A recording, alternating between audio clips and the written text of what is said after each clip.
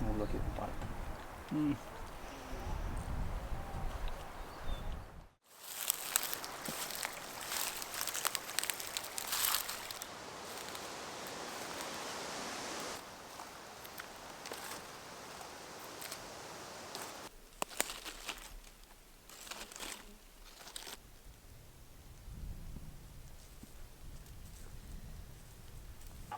Mennään tuo näin.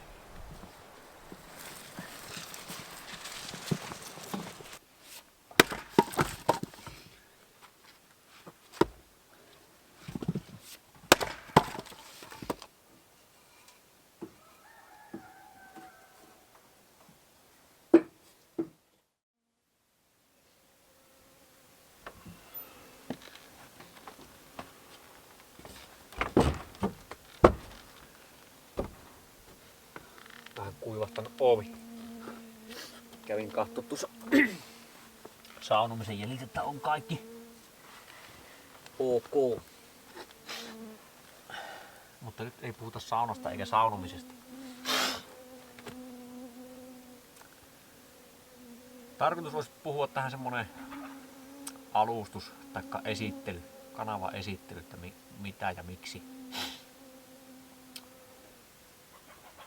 Kanavan aiheena on, niin kuin nimi sanoo, halu palata. Ehkä se halu palata on eniten sitä, että semmoisen luonnollisempaan, luonnonmukaisempaan tilaan, normaalimpaan, keskinkertaiseen, kohtuulliseen. Puottaa vähän yltäkylläisyyttä ja elintasoa, joka on meidän ja ihmisten ja yhteiskuntien rappeutumisen taustalla yhtenä suurimpana syynä. Ja siksi kanavan keskeiset aiheet on omavaraisuus, varautuminen, luonnonmukaisempi elämä. Ja ehkä huoltovarmuuskin siihen liittyy luonnollisesti. Mulla on pitkään tässä viime vuosina ollut halu alkaa tekemään näistä aiheista videoita. Haaveena on kans kirja, mutta sen toteutumisesta ei ole vielä mitään merkkiä. Mutta se olisi niin kuin pysyväisempi. Koskaan ei tiedä milloin meillä tietoverkko kaatuu, niin kaikki YouTubet ja muut kanavat häviää sen siljän tien, mutta kirja olisi aiheesta kiinnostuneella kirjahyllyssä ja siksi pysyväisempi. Samoin kirjasta voisi saada vähän tulojakin, mutta tällä kanavalla tämmöisillä aiheilla niin tuskin niin kuin hirveästi tienaa. En tiedä, mutta en ainakaan nyt kuvittele, enkä ole sen varaan tätä laskenut.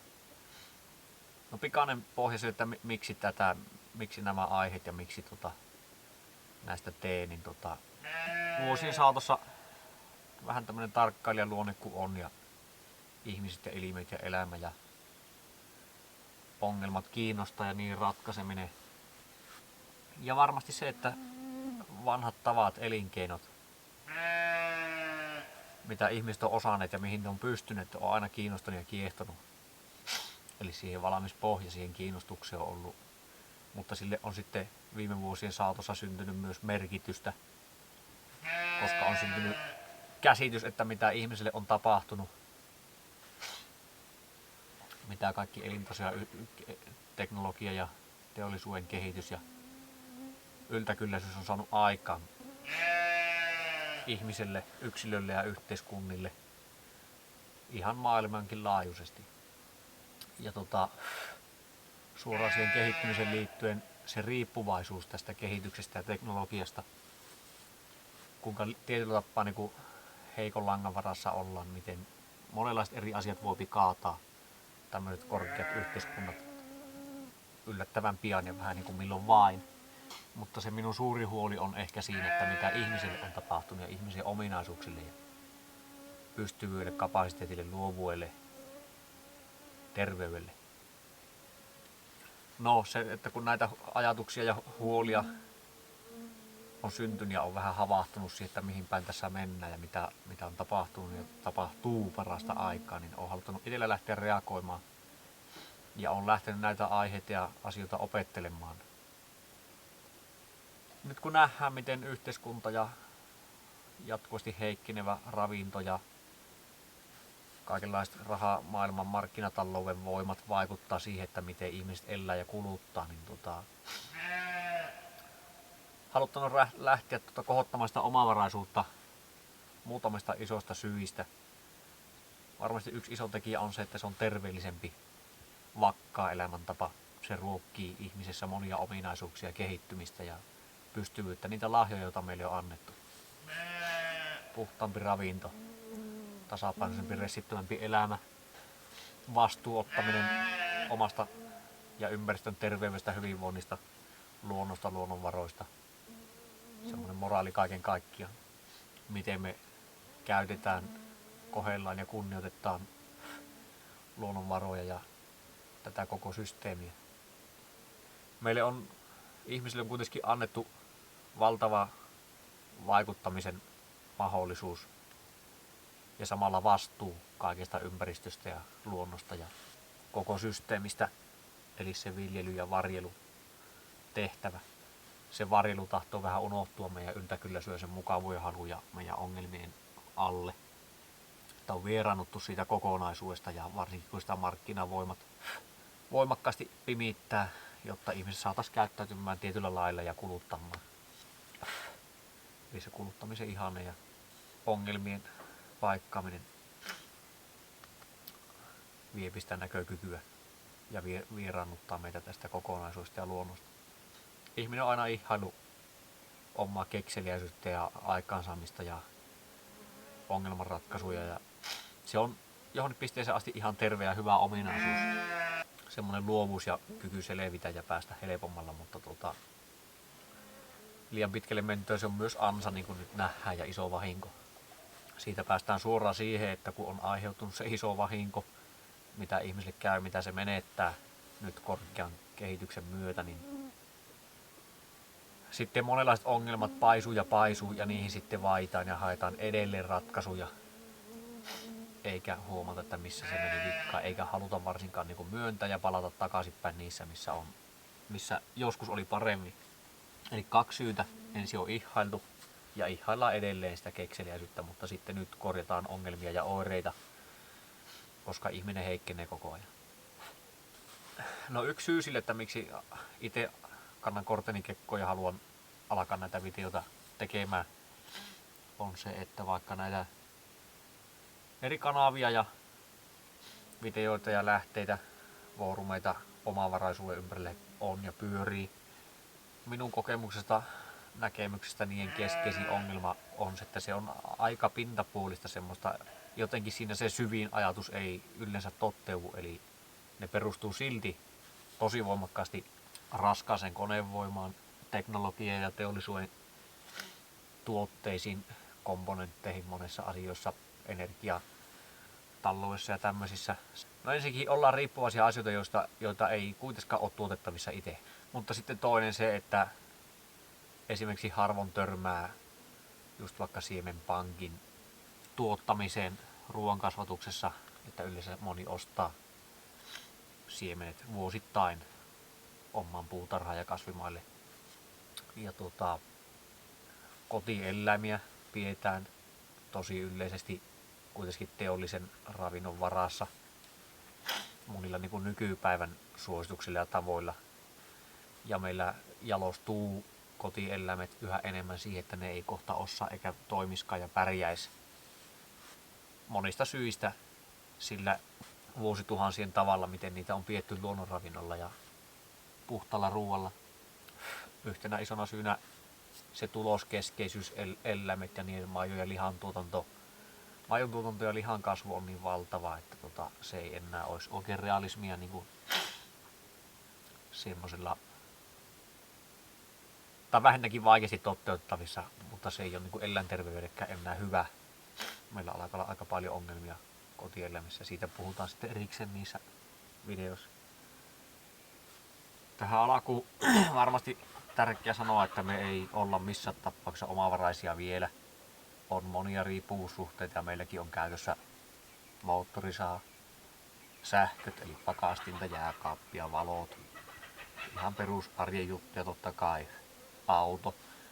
Ja traktoria ei ole omaa, mutta käytetään kyllä silloin tällöin harvakseltaan ja tarvitaan ja pyydetään naapureilta traktoriapua toisena, että niitä on meilläkin tässä käytössä. Ja siihen on jonkun verran syytäkin, vaikka minä ajattelen ja opettelen sitä korkeaa omavaraisuuden tasoa ja siihen liittyy vahvasti kapasiteetti, mihin olisi syytä pystyä ja mihin ihminen on voinut ja voisi pystyä. Oma ajatus ja kokemus on, että tämmöinen, onko se nyt siirtymävaihe vai välivaihe, on äärimmäisen haastava, että edelleen on oltava myös sen palkkatyö, ansiotyö, raha-ansaitsemisen puolella, eli siihenkin on annettava aikaa, että pystyy noita pakollisia nykyyhteiskuntaan liittyviä ja elintasoon liittyviä kuluja niin sanottuihin pakollisiin kuluihin ja elintason kuluihin vielä edelleen pitää rahaa ansaita, mutta sitten tämä omavaraisuus vaatisi jo kans aikaa. Ajattelen, että jommassa kummassa olisi helpompi, mutta se täysi oravan pyöräelämä ja riippuvaisuus siihen järjestelmään on se vaarallinen, se heikko lenkki, jota nyt pyrin välttämään ja varomaan ja siihen vastaamaan ja reagoimaan. Mutta sitten taas, jos sais ikiaikaisen malliin käyttää kaiken ajan siihen omavaraisuuteen, oman yhteisön, oman perheen elättämiseen, niihin luontaistalouden askareisiin, niin kokisin, että se taas olisi vähän helpompi. No sitten, kun minä kritisoin just vaikka teollisuutta ja niitä ja yritän niin kuin minimoida kaiken teollisuuden teknologian käytön ja polttoaineet ja konevoimat ja muu, niin kun pyrin opettelemaan niitä menetelmiä, ikiaikaisia luontaistalouden menetelmiä, niin minä johon asti hyväksyn totta kai pienimuotoisen niin kuin terästeollisuuden, koska ihminen on aika varhain oppinut jalostamaan rauhasta terästä ja tekemään hyödyllisiä työkaluja, niin kuin kirves, vikate, sirppi, puukot, taltat, tämmöisiä monenlaista niin kuin pientä, tosi hyödyllistä. Ajatus ei ole palata kivikaupalle kuitenkaan. No, tähän on hyvä sanoa, että on hyvä tuntea ikivanhoja, ikiaikaisia menetelmiä, elinkeinoja. Ja justiin siitä, että kun meitä on niin erilaisissa tilanteissa, niin minä koitan tuoda niitä pieniäkin tekoja ja ideoita, mitä jokainen voi siinä tilanteessa, missä itse sattuu nyt olemaan, niin tehdä ja toteuttaa, miten lähteä etenemään eteenpäin. No, nyt tietenkään kun ei pysty sen ajan puitteen vuoksi täysin sitä omavaraisuutta vielä toteuttamaan, mutta asioita voi opetella ja se on se minun ajatus.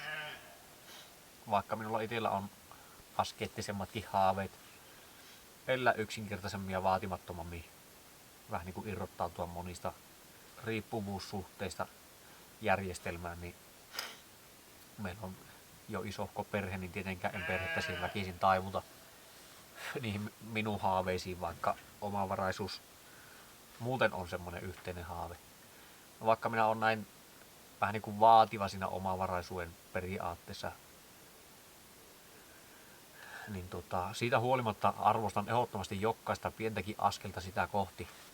Meitä on niin erilaisissa elämäntilanteissa, eri taustoilla, eri valmiuksilla, että ei voi olettaa, että kaikki hyökkää maaseudulle, ostaa tilan tai mehtäläntiä, raivaa korpeiteille tilaa ja heittäytyy täysin omavaraiseksi. Eli kuka vain, joka on kiinnostunut, niin minä ehdottomasti kannustan reagoimaan ja varautumaan. Se ei kannata ja tarvitse lähteä pelosta, mutta realismista, että mitä voi tapahtua ja mitä ihmisille on tapahtunut. Mitä meillä olisi syytä pallauttaa takaisinpäin meidän ominaisuuksia ja lahjoja ja pystyvyyttä. Mulle semmoinen iso opettaja ja ohje on tuo luonto.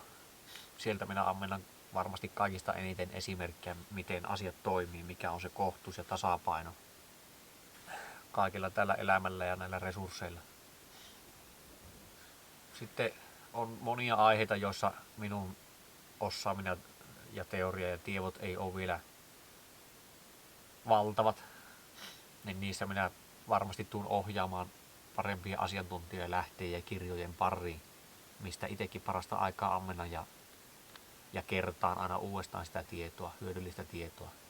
No vähän niistä aiheista, minkälaisia mitä tulee luultavasti olemaan. mulla ei ole mitään tarkempia suunnitelmia etukäteen, vaan lähden tästä niitä tuottamaan ajan puitteissa ja jonkun verran on haasteita muun muassa videoiden lattaamisen kanssa, missä ja milloin saan ladattua videot kanavalle. Varmasti heti ensi alkuun koitan tehdä jonkunlaisen videon todennäköisesti siitä, että mitä ongelmia minä näen ja niitä riskejä ja miksi on alkanut reagoimaan ja mistä on itse lähtenyt liikkeelle, noin suurin piirtein. Mutta sitten niistä varsinaisista käytännön asioista ja teemoista, niin tärkeä asia on semmoinen kokonaisvaltainen hyvinvointi, terveyshaasteiden, erilaisten ongelmien ja riskien ennaltaehkäisy, pystyvyys ja kapasiteetti, ajankäytön tehokkuus, semmoinen luonnonmukainen terveys, puhas ruoka, stressihallinta, mielen voima, mielen vaikutus, kaikki tämmöiset. Mutta sitten käytännön asioista niin ihan näitä perusteita, ruoan hankkimista, tuottamista, eli metästys, kalastus, keräily, luonnosta sitten itse kasvattaminen, karjanpito, ravinnon käytöstä ja varmasti säilönnästä eri muovoissaan. Totta kai isossa roolissa on kaikenlaiset käsityöt, joka liittyy tähän vaatetus, vaatteen korjaus, työkalut, niiden valmistaminen ja huoltaminen, korjaaminen, erilaisia käsityömenetelmiä, mitä arkeen voi liittyä ja tulee vastaan. Rakentaminen luonnonmateriaalista tietysti, rakennusten korjaaminen ja kunnostaminen. Toistoa tulee varmasti paljon, ei voi muistaa mitä on missään puhunut, mutta kertaso aina hyvästä niin tulee varmasti. Mutta koitan ujuttaa monenlaista niin kuin ajatusta ja pohinta ja sitten vähän sitä oikein niin kuin rautalangasta, että miksi on mitäkin mieltä, miksi mitenkin asioita voi ja kannattaa tehdä. Ja kun nämä on minun tämän hetken kokemuksia ja ajatuksia ja havaintoja ja niistä jokainen saa sitten muovostaa ja kehittää eteenpäin edelleen. Että valmiitahan tässä ei koskaan olla. Moni asia omavaraisuuden periaatteessa luontaistaloissa juontaa juurensa pitkälle satoja ja tuhansiakin vuosia historiaa. Hyväksi havaittuja ja toimivia ja tehokkaita systeemeitä, niin varmasti tullaan erilaisissa asioissa pureutumaan vähän senkin historiaan. Mitä menetelmiä ja miten on tehty ja minkälaisia vaiheita ollut ja mitä niissä on ollut ehkä hyvää, mitä niistä voisi niin kuin ottaa edelleen käyttöön. Tärkeitä teemoja totta kai on myös verkostoituminen, yhteisöllisyys, sosiaaliset taidot, vaihantatalous, tämmöisiä sosiaalisuuteen liittyviä asioita ja vahvuuksia ja omavaraisuuden isoja kulmakiviäkin. No sitten omavaraisuuteen liittyy tosi vahvasti vahvoja uskomuksia ja käsityksiä, että se on niin kallista aloittaa tai se on niin kallista harrastaa sitä omavaraisuutta tai yksin ei pysty tai perheen kanssa ei voi, lasten kanssa ei voi. Näitä tuu varmasti kumoamaan. Me ei missään tapauksessa ole isolla rahalla aloitettu ja varsinkaan toteutettu tätä tämän tasosta omavaraisuutta, missä nyt ollaan menossa. Ja se ajatushan on siinä, että se ei perustu rahatalouteen. No toiseksi meillä on nyt 9-henkinen perhe, eli pikkulapsiarkea eletään parasta aikaa ja en kyllä koe, että se niin kuin olisi este tälle. Pieniä lisähaasteita se hetkittäin tuo tiettyihin asioihin, mutta ei ole ongelmaa este ja ihmiset on aika pitkän sivun elänyt sillä ja nyt aika lyhyen sivun tällainen, niin siinä meille on todistusaineistoa aika riittävästi. No siitä yksin tekemisestä, no totta kai on todellisia terveyshaasteita, jotka on este, mutta tosi iso osa ihmisillä on niin kuin uskomuksissa se ongelma. Ja siinä just, että mitä ihmisille on tapahtunut, miten me on menetetty se kapasiteetti tehdä, sitä voi lähteä harjoittelemaan. Mutta ajatellen omavaraisuutta, luontaistaloutta ja yhteisöä, niin kaikille on paikka ja tehtävä ihan taatusti. Ja kun se perusajatus on se, että jokainen perusterve yksilö pystyy tuottamaan elintarpeita reilusti yli oman tarpeen, moninkertaisesti. Muuten täällä ei mitkään toimisi elämässä ja luonnossa. Ja siihen perustuu just se, että vahvat yksilöt ja vahvat yhteisöt pystyy huolehtimaan myös niistä heikommista, ketkä ei vielä tai ketkä ei enää pysty itse olemaan niin tuottavia. No sitten voi tulla jonkun verran, en tiedä, sille on monia nimityksiä, mutta minua kiinnostaa tuo niin sanottu näkymätön maailma ja energiat ja luomistyö on ihmeitä täynnä. Me ei tunneta siitä kuin murto-osa. Ja minä vilpittömän uteliaasti tutkin ja annan asioille mahdollisuuden olla olemassa. Tämä on, siis sen verran on pintapuolista kokemusta ja mysteeriä itsellekin, että tämä elämä on silti niin paljon monimutkaisempi kuin vain tämä näkyvävyysinen todellisuus ja materia. Siihen on monia esimerkkejä.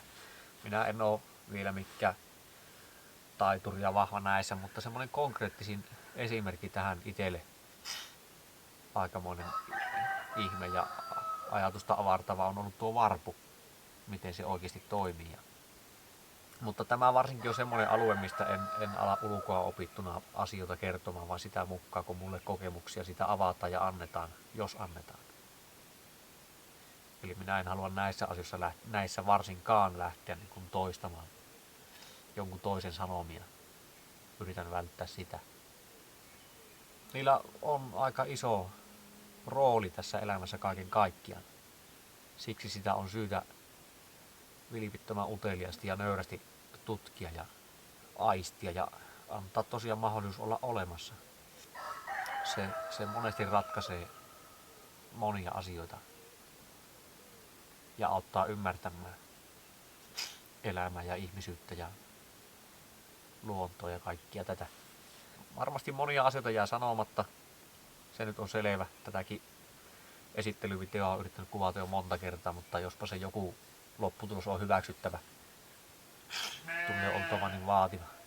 Mutta se minun yksi iso suurin tavoite ja toive on kannustaa ja rohkaista ihmisiä ottamaan askelia tälle omavaraisuuden ja luonnonmukaisemman elämän tielle, kellä suinkin kiinnostaa, että jospa onnistun siinä inspiroinnissa ja rohkaisussa. Ja toivottavasti herättää ajatuksia ja kysymyksiä. Ja sen mukaan, jos joku aihe herättää paljon lisää kysymyksiä, niin syvennyttää niihin sitten lisää ja saapi esittää kysymyksiä. Ja minäkin tosiaan mielellään verkostoijun, niin saa olla yhteydessä. Ja semmoisen viimeisen tärkeän asian tähän haluaisin sanoa, että ei pelätä maailmaa ja muutosta, vaan ollaan uteliaita ja halukkaita reagoimaan ja vaikuttamaan siihen, että mihin mennään ja mitä tapahtuu. Meillä kuitenkin on paljon mahdollisuus vaikuttaa. Pitkäkestoinen pelko on niin vain jarru ja syöpi ihmiseltä toimintakyvyn. Tähän aikaan ja ilmiöihin voi ja kannattaa suhtautua uteliaasti, että onpa mielenkiintoista, miten maailma, miten aika ja kehitys aaltoilee ja kulkee ja minkälaisia ilmiöitä siinä kaikkina aikoina tulee ja menee. Ja koitetaan oppia ja ymmärtää. Kannattaa tuntea myös historiaa. Näillä sanoilla niin tervetuloa matkaan ja katsotaan mitä syntyy, jos syntyy. Aihe on tärkeä ja ajankohtainen.